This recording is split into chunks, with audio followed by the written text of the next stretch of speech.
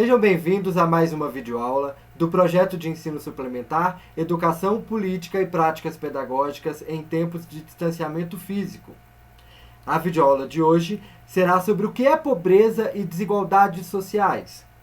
E para tratar sobre esse assunto, nós vamos conversar com a professora doutora Amone Alves, da Universidade Federal de Goiás, UFG.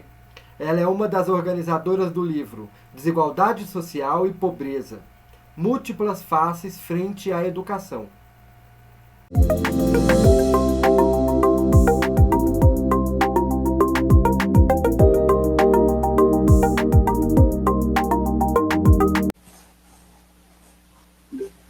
Olá, eu fui chamada para falar com vocês sobre desigualdade e pobreza no Brasil. Então, em um momento tão difícil como esse, em que as assimetrias sociais, elas se reverberam em assimetrias escolares, em que vemos tantos estudantes fora da escola e sem condições de acesso ao capital cultural escolar, então falaremos um pouco a questão da desigualdade e pobreza e como que ela acirra as nossas contradições sociais nesse momento tão difícil da vida de todos. E para começar a nossa conversa de hoje, professora Amone, nós gostaríamos de saber quais são os conceitos basilares para que a gente possa compreender a pobreza e as desigualdades sociais no Brasil. Então, o primeiro elemento que a gente precisa compreender é que a desigualdade e pobreza advém de um conjunto de questões importantes que são oriundas da própria organização da sociedade brasileira. Alguma delas, a questão de como a riqueza brasileira ela é produzida, quem a produz e como ela é distribuída entre as diferentes classes sociais no Brasil. Um segundo elemento que nós não podemos deixar de falar é sobre o peso que a escravidão teve na sociedade brasileira, acirrando ainda mais a contradição entre os que têm acesso ao conhecimento e aos produtos e os que não têm acesso. Então, nesse sentido que a gente pode perceber que a pobreza, ela faz parte de uma mazela social intensa que nos divide, que nos dilacera como sociedade. Eu gosto sempre de citar uma frase dita pela professora Marília Gouveia, professora aposentada da Faculdade de Educação da UFG, na abertura do curso Desigualdades Sociais e Pobreza, e ela dizia exatamente isso. Nós não podemos jamais nos acostumarmos em vermos pessoas na rua, pessoas pobres, pessoas mendigando. Essa naturalização desse fato que a gente tem aí por determinadas formas de pensamento, pelo senso comum de que o pobre é culpado pelo seu fracasso, isso precisa ser, através da educação, absolutamente demovido. O pobre não é o responsável pelo seu fracasso. O fracasso da pobreza, que reverbera na pobreza, é exatamente o fracasso do Estado em criar programas, políticas públicas, criar programas de saneamento da pobreza e criar formas de diminuir essa profunda desigualdade social que temos no Brasil. Então, nesse sentido, tem muitas questões que a gente precisa dizer, algumas eu vou tentar sintetizar aqui, né? Então, um elemento muito importante para a gente perceber que a pobreza está ligada à fome. E ela produz um número grande de pessoas indigentes que não vão ter acesso sequer a uma alimentação mínima, não vão ter acesso a uma condição de moradia que não seja precária, que não vão ter acesso aos serviços de Estado, como saúde e educação.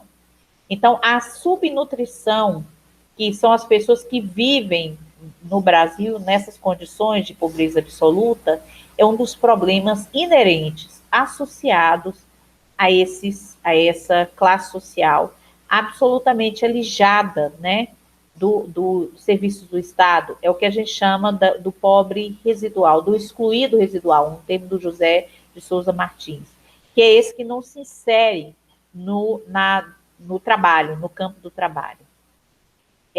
a gente tem uma grande parcela de pessoas que não tem renda suficiente ou mínima para atender as suas necessidades básicas. Isso é o que a gente chama de pobreza absoluta. E, segundo alguns autores, tem crescido absurdamente no Brasil com a adoção de práticas neoliberais que são absolutamente excludentes, absolutamente contrárias ao que a gente espera de mudança da sociedade.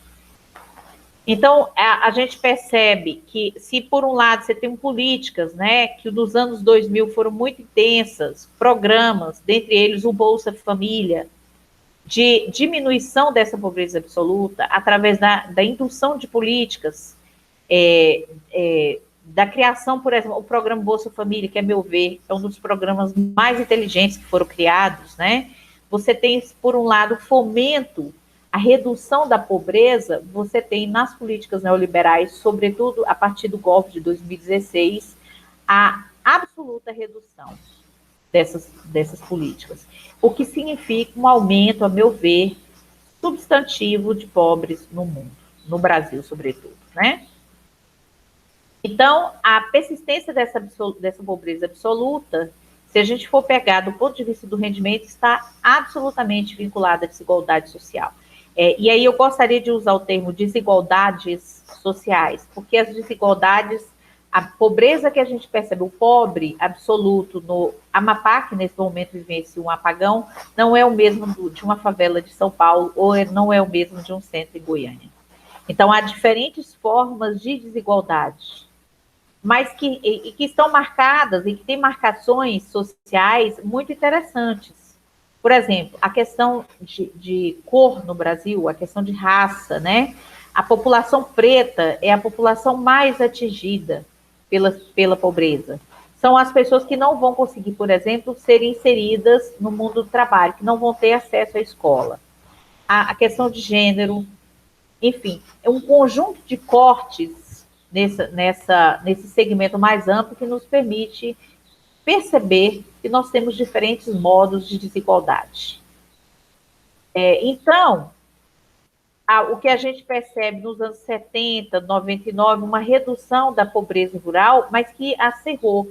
Hoje a gente percebe, por exemplo, uma precarização absoluta de quem vive no campo, as chamadas favelas rurais, que são, sobretudo, em razão da nossa questão fundiária, que também é uma questão muito mal resolvida, e que você tem um número muito grande de pessoas, sobretudo nas regiões do Norte e Nordeste, que vivem no campo em situação absolutamente miserável.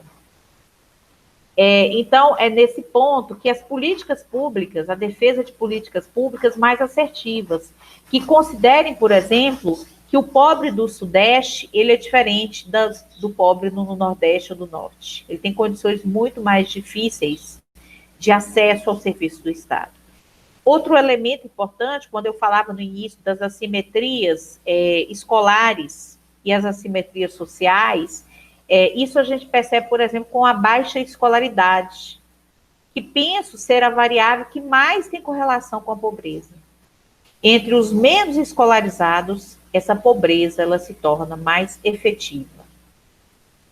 É claro que outra questão importante, né, a questão da qualificação, os baixos salários, né, que trazem condições aviltantes de vida, situações absolutamente incompatíveis com a vida humana. Percebam as moradias, o acesso ao Estado, a presença, a participação, por exemplo, de situações de extrema violência, tanto por agentes do Estado, como pelo próprio ambiente em que se vive. Então, é nesse ponto que a gente chama sempre atenção, né? É onde o Estado não chega, é onde o Estado se ausenta. Claro que entre as crianças, isso vai ser um espaço de mais vulnerabilidade. Por isso que eu falava há pouco sobre a importância do Bolsa Família, que tem dentre uma das condicionalidades exatamente a frequência escolar. Mas, sem dúvida, as crianças são as mais vulneráveis a esse processo. Então, é necessário a gente repensar o desenho da política da antipobreza. Que a gente encare de frente que a pobreza não é uma questão de assistencialismo do Estado, não é uma questão de assistência social, mas é uma questão de justiça social. No dia que pensarmos nisso como um projeto de sociedade, nos tornaremos melhores e, com certeza, o Brasil deixará de compor esses índices tão perversos e será, de fato, inserido numa sociedade que a gente supõe de ordenamento e progresso. Como diz, não é uma ordem progresso higienista com os pobres, não é um propósito de fazer uma sociedade dividida absolutamente, mas pensarmos neles inseridos nessa sociedade que nós temos. Então, agradeço e estamos aí para conversar posteriormente. Um grande abraço.